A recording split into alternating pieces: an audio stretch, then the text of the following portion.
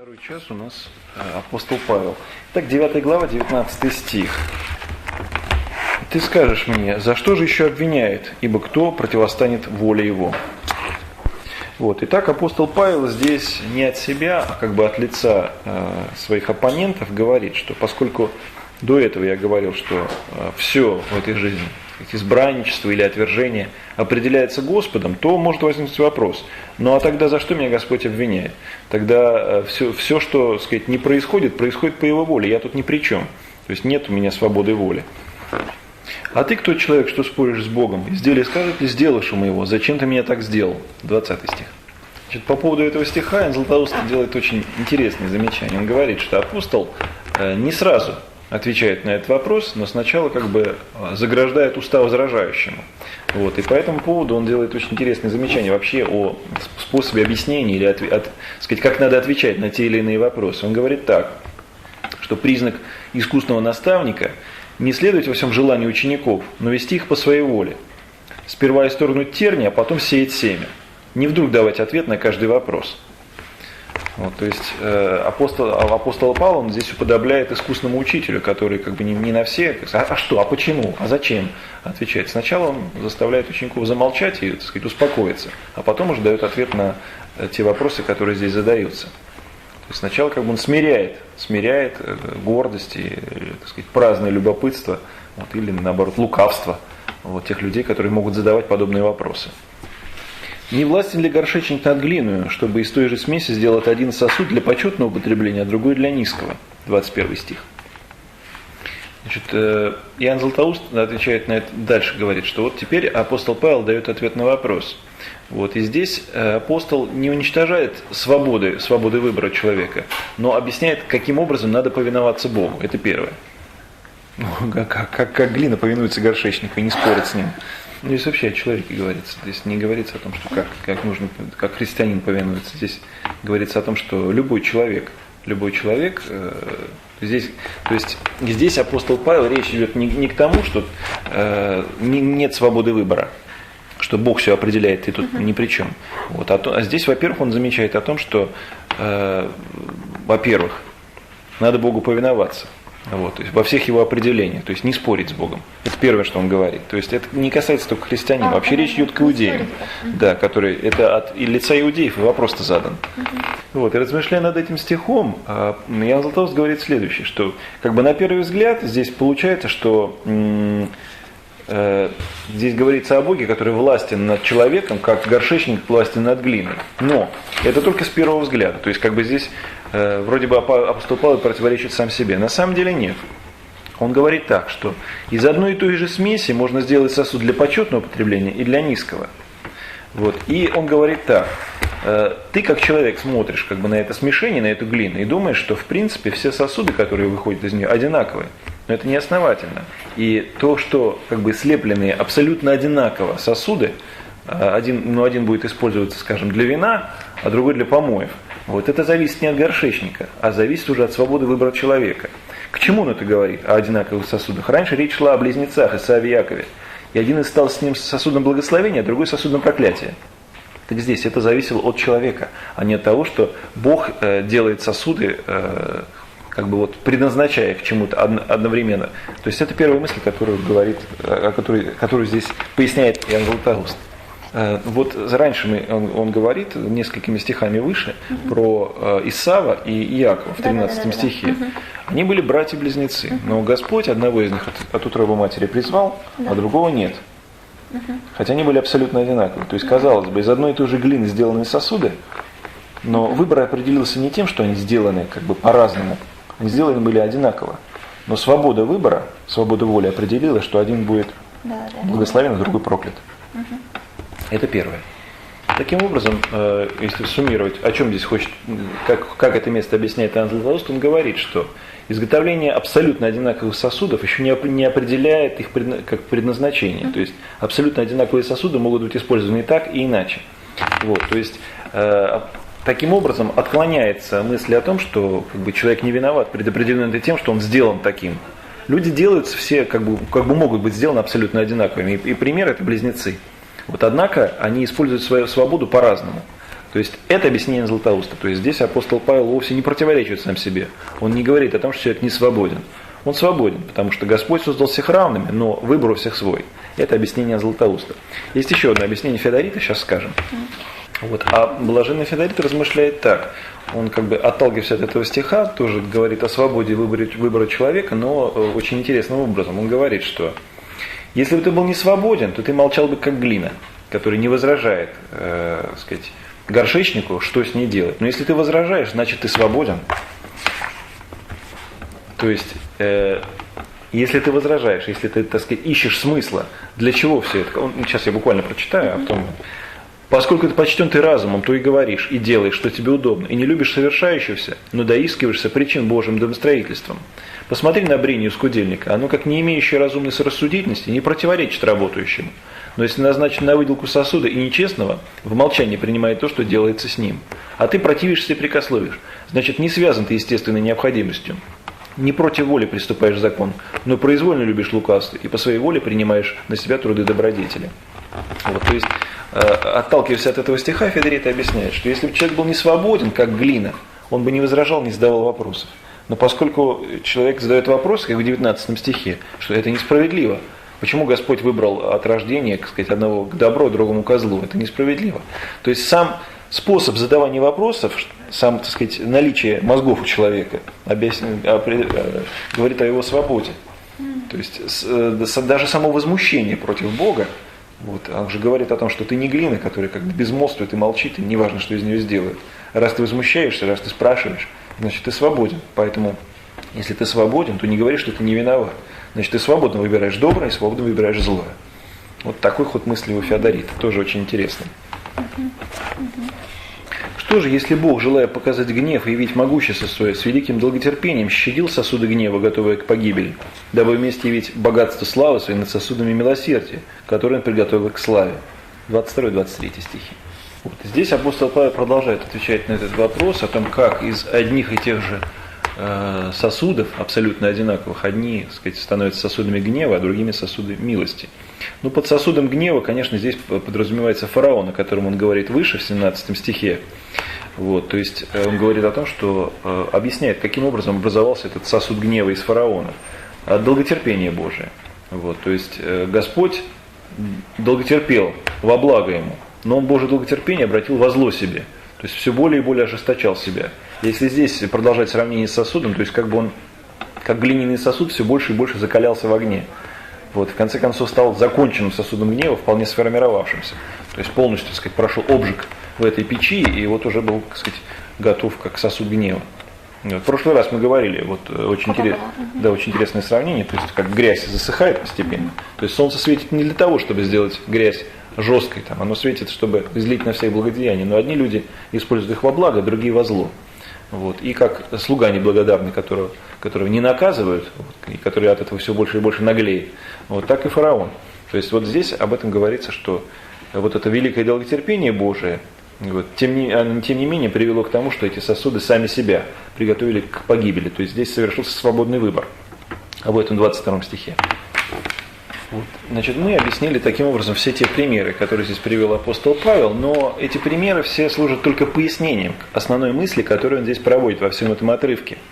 Вот, то есть во всем отрывке, начиная с 6 стиха, он говорит о том, что не все те, которые по имени называются Израилем, на самом деле подлинный Израиль. То есть не все те, которые именуют себя потомками Авраама по плоти, на самом деле потомки Авраама по духу. Вот. И все вот эти примеры, братья-близнецы, вот, из которых один избирается, а другой нет. Фараон и, скажем, помилованные люди, то есть сосуд гнева опять-таки. Потом вот это сравнение вообще с горшками, которые могут быть сделаны абсолютно одинаково, но служить для разных целей. Говорит о том, что Господь избирает, конечно, но все это происходит опять-таки и не без участия человеческой воли. То есть здесь происходит как бы обоюдное действие. Господь человеку дает шансы, и человек эти шансы использует или не использует. Сам себя определяет или в сосуд погибели, или в сосуд гнева. И все это он говорит к тому, что не важно, что вы все именуетесь детьми Израилевыми, некоторые из вас сами себя определили в сосуды гнева. а некоторые в сосуды милости. И этим самым обетование Божие не нарушается, потому что многочисленные примеры вот именно такого выбора мы видели в истории Израиля. Вот это не отменяет ни человеческой свободы, ни действия Божия промысла, а говорит только о том, что Господь избирает себе своих не по плоти, так сказать, не по качеству глины, а по духу, то есть по качеству употребления этого сосуда, по способу употребления этого сосуда. Что он хочет в себя, так сказать, налить, или благодать, вино, или помой. Над нами, которых он призвал не только из иудеев, но и из язычников. 24 стих. Вот если до этого апостол Павел говорил, обращаясь к иудеям и только о иудеях, теперь он начинает говорить о язычниках. То есть можно понять, что вот эта глина, так сказать, смешение из глины, который готовит горшечник для изготовления сосудов, можно говорить не только об иудейском народе. Апостол Павел говорит шире, то есть это можно говорить вообще обо всем человечестве до пришествия Христова. То есть как бы Господь приготовлял себе сосуды не только из иудеев, но и из язычников. И теперь, наконец, он призвал эти сосуды. И дальше, в отрывке до 29 стиха, он подтверждает свою мысль, что пророчество о призвании язычников в церковь было давно издревле. Вот. И здесь он приводит несколько пророческих предсказаний о том, что не только иудеи будут призваны в избранный народ Божий, но и язычники. И этим самым обетование Божие не нарушается. То есть здесь, так сказать, второе отделение этой темы о том, что обетование не нарушено тем, что, скажем, некоторые иудеи отпали, а язычники вошли. И он доказывает это. Как Иосия говорит: «Не мой народ назову моим народом, и не возлюбленную возлюбленную».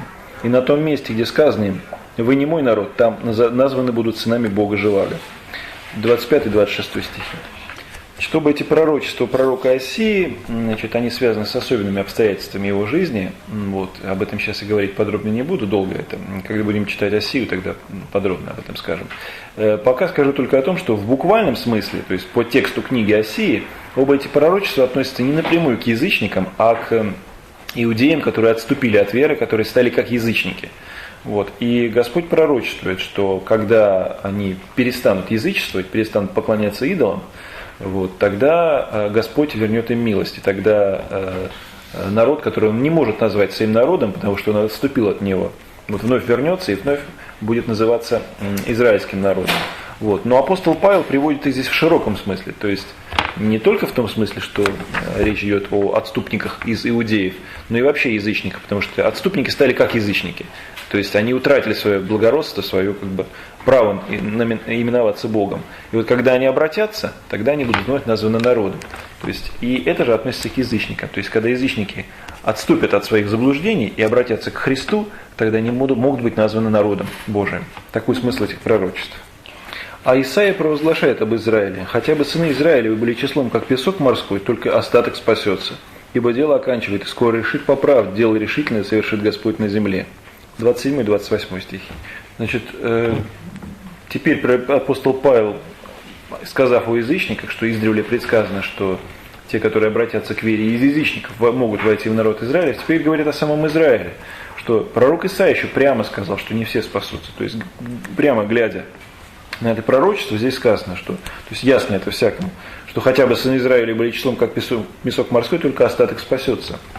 Как объясняет блаженный Феодорит, блаженный пророк Исаия издревле говорил о том, что Господь изберет тех, которые... То есть Господь издревле предвидел тех, которые приступят к вере, и те, которые не будут верить. Вот, и поэтому те, которые будут верить, те как раз и войдут в число тех, которые по обетованию спасутся. А те, которые не верят, хотя бы их был как песок морской. То есть не количеством определяется предсказание, а именно качеством. То есть качество веры способствует тому, что только небольшая часть Израиля войдет. Но это никак не нарушает обетование Божие. К чему здесь, собственно, апостол Павел это место и приводит. Вот, и все святые отцы обращают внимание на то, что на второй половине пророчества, на 28 стих, здесь используется выражение: «Дело решительное совершит Господь на земле». Значит, то есть здесь говорится о том, когда же произойдет вот это избрание, что остаток, когда произойдет выделение этого остатка из общего количества, которое как песок морской. Вот. И святые отцы объясняют, что дело решительное, значит, по-гречески вот это, ибо дело оканчивает, скоро решит по правде. Дело решительное совершит Господь на земле. Данджита Рукуто. Вот. Значит, вот это вот Данджита Рукуто в греческом имеет два значения. Решительное в том смысле, что как бы вот окончательное, это во-первых, и во-вторых, краткое. То есть, краткое в буквальном смысле. Поэтому решительным делом, или кратким делом, или последним делом, окончательным делом, может быть названо, истолковано это место, то как пришествие Христова. То есть пришествие Христова на землю, удворение веры на земле, это и есть момент избрания, то есть момент истины, когда происходит вот это отделение, разделение. Вот, это... Он второй раз придет? Или нет, вот он уже пришел. Он пришел, и вот произошло разделение из иудеев. Кто верует, кто не верит. То есть происходит. Это относительно толкования этого места как решительное, окончательное. И краткое, в том смысле, Иоанн Златоуст объясняет этот еще нюанс. Краткое, что как бы не нужно далеко ходить, трудиться, утомлять себя делами, законами. Напротив, спасение совершается весьма коротким образом, то есть верой. Вот здесь еще такой момент есть. Вот, значит, Феодорит так говорит: словом сокращенным назвал пророк веру. И почему закон обучал многими заповедям и не мог доставить совершенного спасения? В том преуспел исповедание Христова, то доставила вера. И как предсказал Исаия, если бы Господь Саваоф не оставил нам семени, то мы сделались бы как Содом и были бы подобны Гоморре. 29 стих. Значит, это пророчество Исаия апостол Павел приводит здесь как пояснение выражения предыдущего пророчества: остаток спасется. Вот здесь этот остаток называется семенем. Вот. То есть пророк здесь говорит, что если бы Господь не оставил в Израиле некоего семени, то есть небольшого количества людей, вот, которые истинно верят в Бога, то весь Израиль был бы истреблен, как Содом и Гоморра, вот, за неверие. Вот. То есть мысль здесь такая, что не гордитесь тем и не надейтесь на то, что вы происходите все от Авраама. Вот. Вы пощажены не потому, что вы по плоти от Авраама, вот, а только потому, что среди Израиля всегда были люди, ради которых Израиль и сохранялся. Вот если бы этих людей не было, то все были бы истреблены. Вот это первая мысль, которая здесь очевидна из этого пророчества. А вторая мысль такая же, как и в предыдущем пророчестве, о том, что Исаия издревле предвидел, что спасется только очень небольшое количество иудеев, которые на самом деле боятся Бога, хранят Его заповеди и верят. Вот. И именно эти люди, которые истинно верили в Бога и хранили заповеди, они и оставляют иудейство и делаются христианами. Вот. И это и есть этот остаток, это семя, которому предречено быть спасенным. Вот. Таким образом, здесь апостол Павел заканчивает доказательство того, что, сказать, он хотел сказать, то, о чем он сказал еще в 6 стихе. Но не то, чтобы Слово Божие не сбылось, ибо не все те израильтяне, которые от Израиля. Вот. И теперь вот многочисленными примерами и пророчествами он это доказал. Вот. На этом на сегодня все. Продолжим мы на следующей неделе.